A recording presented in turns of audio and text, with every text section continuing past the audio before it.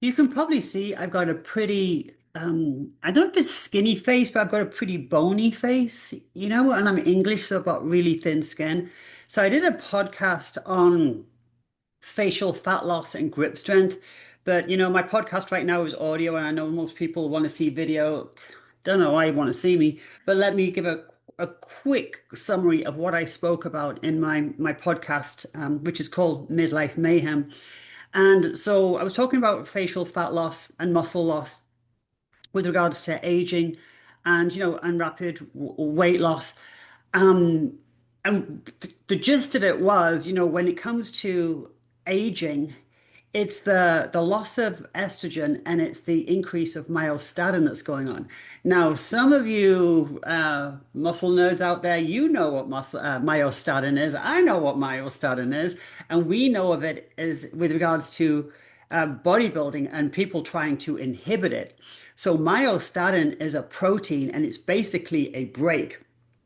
It basically, when the body says, stop building muscle, break it down. And it's one of the reasons that people can be limited in build. It's one reason that we don't keep building more and more and more muscle. All right. It's the one reason that we kind of can get to a place where we can't build anymore. And one of those reasons is because of myostatin, which is where the muscle says, hey, I can't get any bigger. And it's even saying break it down. And so in the bodybuilding world, I think they're still doing it, but back in the days, guys were flying to Florida to try and figure this out.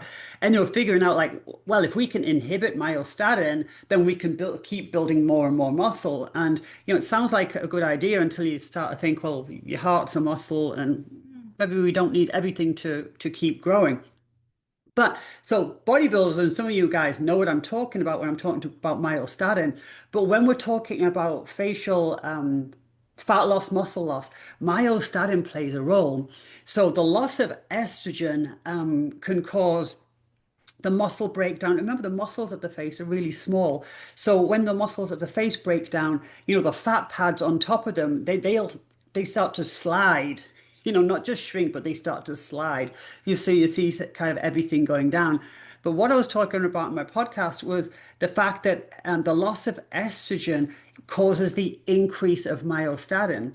So the increase of myostatin is telling the muscle in the face like, hey, break down.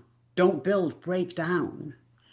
And so these two cohorts are definitely responsible for the aging muscle loss of a face. Now, you throw in rapid weight loss, and that's just the thing about the rapid weight loss in the face is because the fat in the face is very metabolically active, then that can go first. That can actually go before like belly fat, or especially like more stubborn fat on a lady's hips and butt.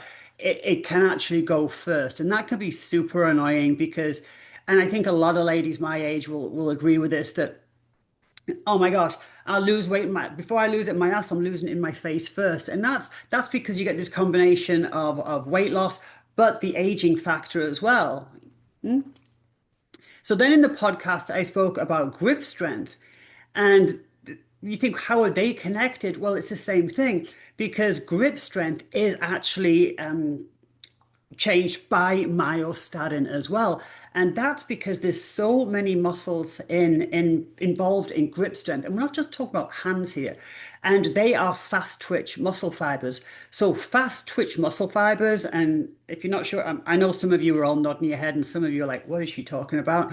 But the fast twitch muscle fibers are the fibers that are recruited with resistance training. There are explosive muscle fibers. They're the fibers that are recruited when we do those reps, the fast, explosive, heavy stuff. And the fast twitch muscle fibers are the fibers that are lost with age. So you love your yoga, you love your Pilates, and power to you. But if you're not recruiting the fast twitch muscle fibers through weight training, heavy weights, explosive exercise, they are the muscle fibers that are lost with age. So you can love your other stuff and it's all great, but they're not the right tools for the job when it comes to muscle loss. So the muscles involved in grip strength are fast twitch muscle fibers. So if we don't recruit them, if we don't use them, we will lose them. And again, that is also impacted by myostatin, which increases with age. So as we get older, that increase of myostatin is also telling the muscles you can't build anymore and you're actually going to break down. So we have to actively stimulate and force the fast twitch muscle fibers that are involved in grip strength through our training. So I'm talking about the farmer's carries. I'm talking about just hanging for as long as you can. I mean, if you haven't done that, try that. The next day, your flipping hands and your forearms are on fire. But doing the lighter weight, lots of reps. For one, can we get over that, especially as we're getting older? But it will do nothing for grip strength. And just like with facial fat loss, that can go before the fat on your body. The grip strength, the muscles, the strength in your grip strength will go before the actual muscle loss that you see visually. It's the first thing to go. So, I train ladies, and quite often, I'll have them do this walkout yoga thing, right, just to get the body open at the beginning of a workout. And I often hear a lot, oh, my wrists are so weak. And, they almost celebrate it like, oh, I'm so feminine and I'm so delicate. And it's like, it's not good. It's not a masculine trait to have good grip strength. It's really important. I mean, the correlation between grip strength and hip fracture is crazy. I mean, grip strength and leading an independent life. And yet it's one of those things that's sometimes celebrated with the ladies because they think they're dainty and that's so cute. It ain't cute. We have to actively protect grip strength, and we do that by heavy weights, doing your RDLs. Don't use the straps. I mean, hold on to those weights, lift heavy weights, force that grip strength to work, and we can protect it because it really does start to go before anything else. And that the muscles in the face and the fat loss in the face go before anything else.